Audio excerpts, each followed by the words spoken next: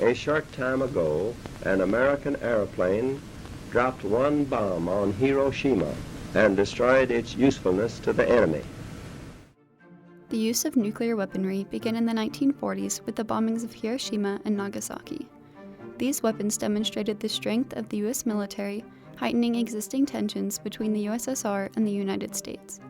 As the two powers entered the Cold War era, they fought to expand their influence by demonstrating their military power through nuclear weaponry. Frequent tests were conducted by the United States government, resulting in the fallout of harmful radioactive particles. Particles accumulated in areas around the United States due to a variety of factors, and a notable example of this occurrence was the high levels of radioactivity in St. Louis, Missouri. Doctors and scientists noted these levels with concern, worried about possible health implications. A project was launched in the late 1950s to determine how concrete these concerns were. Directed by Louise Reiss, the Baby Tooth Survey collected over 300,000 adolescent teeth and examined their levels of strontium-90, a radioactive particle resulting from nuclear testing.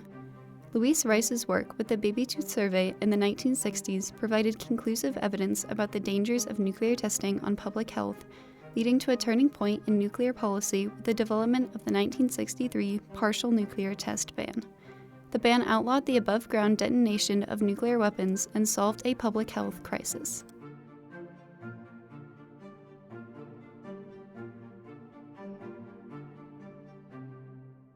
In 1942, the U.S. Manhattan Project was launched under Dr. Robert Oppenheimer. The program was the world's first attempt at harnessing nuclear power and impacted relations between the USA and USSR. Shortly after the United States bombed Japan, the USSR started their own nuclear program, testing their first weapon in modern-day Kazakhstan in 1949. Within the next 7 years, 120 different nuclear tests were conducted in the Pacific and in the mainland United States, which drew concern from a key figure in 1950s politics, U.S. President Dwight D. Eisenhower. In 1957, the president delivered the speech, Atoms for Peace, to the United Nations. He pointed out the possible dangers nuclear weapons and testing pose to citizens around the world, and argued that atomic science should be used in more constructive ways. My country wants to be constructive, not destructive. It wants agreements, not wars, among nations. Following Eisenhower's speech, a United Nations organization was established, the International Atomic Energy Agency. The IAEA was one of the first international efforts to reduce the impact of nuclear testing and aimed to promote the peaceful use of nuclear science.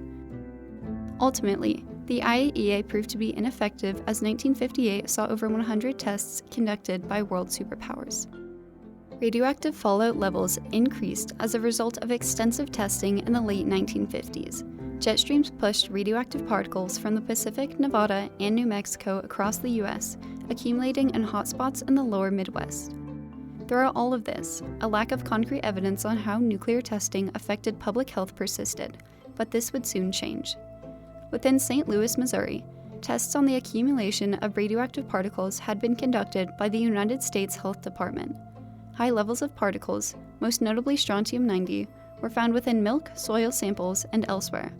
Strontium-90 is a radioactive isotope that acts similarly to calcium and burrows into bones, where it can cause extensive damage. It follows calcium through all of the metabolic pathways from fallout to the plant, from the plant to the cow, from the cow to milk, from milk to various dairy products, and from dairy products and milk to human ingestion.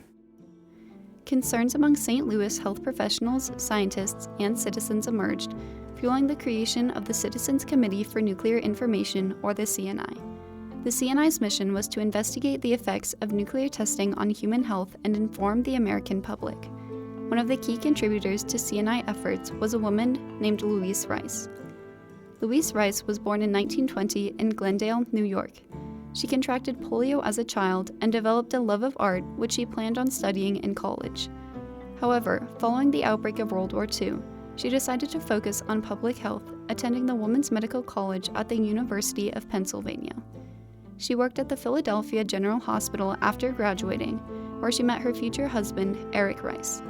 The pair moved to St. Louis for Eric's residency at Washington University, and Louise worked as an internist with the health department. Both later joined the CNI out of concerns over the increasing radiation levels within the city.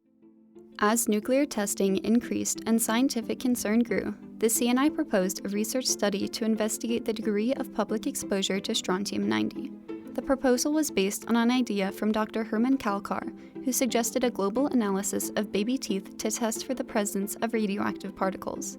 Although the CNI determined that an international study was not feasible, a localized version could provide them with the data they needed. The committee entrusted Louise Reiss with leading the study, which had 5 major components. First, information about the baby tooth survey was disseminated in newspapers, advertisements, and broadcasts. Next, baby teeth were sent in and sorted by Reiss and volunteers. Once the data was identified and categorized, they were analyzed at labs in New Jersey and St. Louis. The data was then reported back to Reiss. Public knowledge of the baby tooth survey marked a turning point in nuclear science communication. Previously, information surrounding nuclear testing had been kept within scientific communities to prevent public anxiety and data leaks to the Soviets. But citizen involvement was crucial for the baby tooth survey to succeed, so Reiss released frequent updates through the CNI's newsletter, Nuclear Information. Additionally, families were incentivized to donate through a creative program.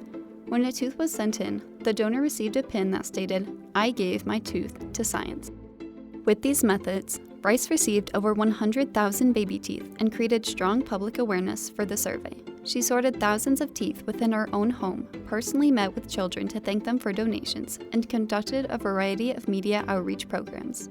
In 1961, Reiss published preliminary findings from the study, stating that strontium levels in children's teeth had seen significant increases. Her findings attracted the attention of current U.S. President John F. Kennedy. Kennedy personally called Reiss to discuss her findings and their implications. Unfortunately, Louise Reiss could not stay on the project to see its successful completion. Her husband started a new job, which required the family to move, and Louise stayed at home to raise their son. However, she had already built a strong foundation for the study's success.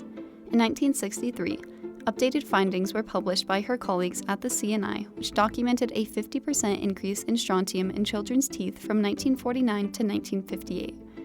Later that same year, Louise's husband, Eric Reiss, presented the CNI findings, including the baby tooth data, to Congress's Joint Committee on Atomic Energy. Finally, the baby tooth data had been communicated to legislators in a position to enact policy change. Discussions between the USSR and the USA over above-ground testing regulation started during the Eisenhower administration and continued into President Kennedy's term.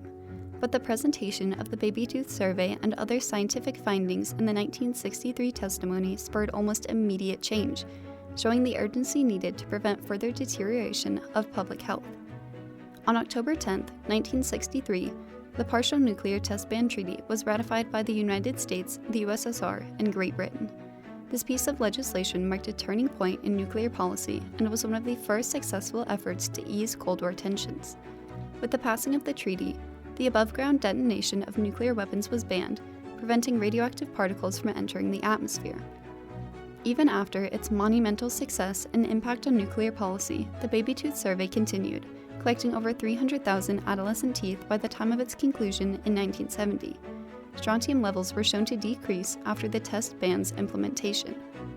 Following its end, the baby tooth survey continued to affect the scientific community.